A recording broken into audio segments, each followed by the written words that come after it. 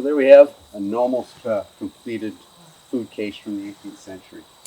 So what they would have done is put their quarters of meat up here in the wintertime, and when it was supper time, they take the ladder down, of course, to keep predators from getting in. The legs, which we're going to do, will get wrapped in tin. So they take the ladder away, obviously, to keep the animals out, put it up, come up, carve off a chunk of meat, put it in the cooker, and have dinner. So a couple of things I've run out of nails, so I'm going to have to wait a spell on that to finish it. I got one more board in the roof. I was one shy.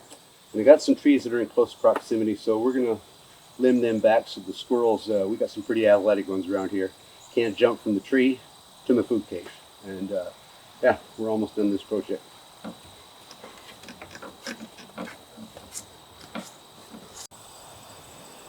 So this is hardly my typical 18th century garb that I wear pretty much every day in my effort to create this 18th century setting. But since it's getting old and stupid too, and I've broken 8 bones in my life, and I don't plan on breaking one today, so we're going to employ a little 21st century garb here. Arborist was my trade for my life, so yeah, I'm fairly familiar with the equipment. We're going to get this tree limbed up and then go out and get some nails, finish up that food cage.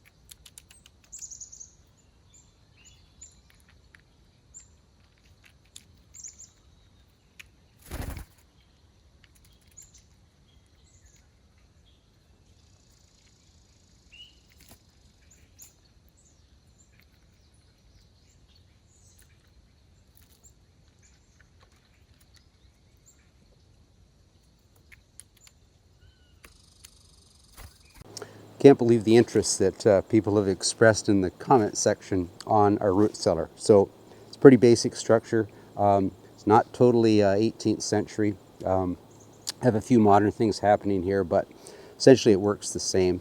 So we didn't have a deep enough bank close to our house to actually build it right into it. The bank was only about as high as my feet. So we added about 3 or 4 feet of soil on top of it. Anyway, what we've got here is 2 vents. So this vent is the hot vent. It takes the hot air off the ceiling of the root cellar. And this one allows the cold air to go in, and it goes right to the bottom, and I'll show you inside. And then goes right across to the other side of the front wall, if you would, of the root cellar. So essentially what it does is it creates a vortex in there. So it's removing the hot air off the ceiling, bringing the cold air down to the bottom because it wants to sink. Anyway, let's have a look inside. So basically I built a log cabin and then I buried it. So I'm going to give you a tour inside. It's not going to take too long because it's a pretty small cabin. So the interior is about 5.5 feet square. Anyway, come on inside, we'll have a look.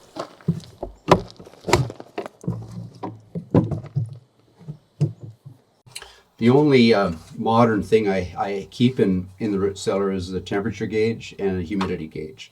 And it's interesting, if a root cellar is working well, it should be about 90-95% humidity. So essentially it's like when you come into this room, it's like rain without the rain. And temperature-wise, last winter was our first full winter with it, and the temperature never got above 4 degrees Celsius, which is about the same temperature as our refrigerator is set at. So that temperature coupled with the humidity we used our seed potatoes. We were eating cabbage into end of March, carrots, rutabaga, beets well past then, and potatoes right up to the time they went in the ground again. So yeah, it worked pretty good. So I basically got 4 shelves. It's got a gravel floor, which also helps in keeping that humidity high. So in the event, and that's why I keep the gauge here, in the event that I see the humidity getting around 80, 75 or 80%, which really isn't where we wanted to preserve foods, I just dump 5 gallons of water on the gravel floor, and bam, shoots the humidity right back up. So does an amazing job, and believe it or not, even though it's 5 foot square, the amount of food that we can put in here, well, 2 people can't possibly eat. So feed the extended family and a lot of friends. Anyway, I'm going to start digging my potatoes because I think this year is going to be a bumper crop.